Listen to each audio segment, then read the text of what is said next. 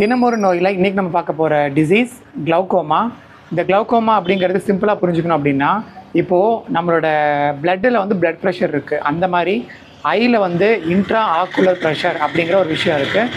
எப்போல்லாம் இந்த intra ocular pressure வந்து அதிகமாகுதோ அந்த கண்டிஷனுக்கு பேர் தான் கிளவுகோமான்னு சொல்கிறாங்க. அதாவது இப்போ நம்ம பிளட்டில் வந்து பிளட் ப்ரெஷர் அதிகமாக இருந்தால் ஹைப்பர் டென்ஷன் அப்படின்னு சொல்கிற மாதிரி, நம்மளோட ஐயில் இன்ட்ரா ஆக்குலர் ப்ரெஷர் அதிகமாக இருந்தால் அதுதான் கிளவுகோமான்னு சொல்கிறாங்க.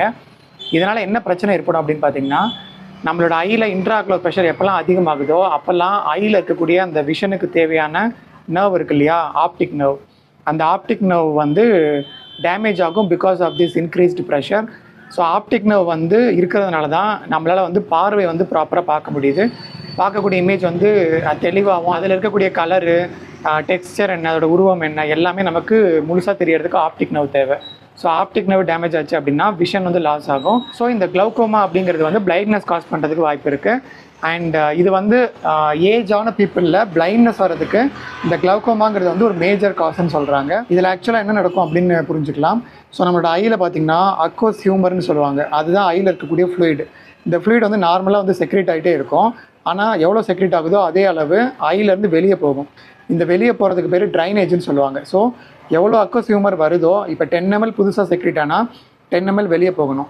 இல்லை செக்ரேட் ஆகிறது 10 ml, வெளியே போகிறது 8 ml அப்படின்னா அந்த 2 ml வந்து உள்ளே வந்து ஹோல்ட் ஆகிட்டே இருக்கும். இதுதான் வந்து ப்ரெஷர் இன்க்ரீஸ் ஆகிறதுக்கு காரணம்.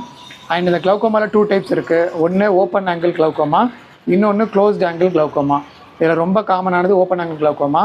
ஸோ இது ஏற்படுறதுக்கு காரணம் என்ன அப்படின்னு பார்த்தீங்கன்னா, ஐயில் ட்ரைனேஜ் நடக்கக்கூடிய இடம் பார்த்தீங்கன்னா ட்ரபாக்குலர் மெஷ்வொர்க் அப்படின்னு சொல்லுவாங்க. இல்லை ட்ரைனேஜ் ஆங்கிள்னு அந்த பிளேஸை சொல்லுவாங்க. அந்த இடத்துல வந்து ப்ராப்பராக நீர் வெளியே போகாமல் இருக்கிறதுனால தான் இந்த ஓப்பன் ஆங்கிள் கிளவுகோமா ஏற்படும், அந்த ஆங்கிள் ப்ராப்ளம்னால. இதே க்ளோஸ்ட் ஆங்கிள் கிளவுகோமாவில் பார்த்தீங்கன்னா அந்த ட்ரைனேஜ் ஆங்கிள் கிட்ட ஐரிஸ் வந்து அந்த இடத்த வந்து கவர் பண்ணியிருக்கலாம். ஸோ ஐரிஸ் வந்து அந்த இடத்த கவர் பண்ணுறதுனால அந்த இடத்துல வந்து ப்ராப்பராக ட்ரைனேஜ் ஆகலை அப்படின்னாலும் ஏற்படும்.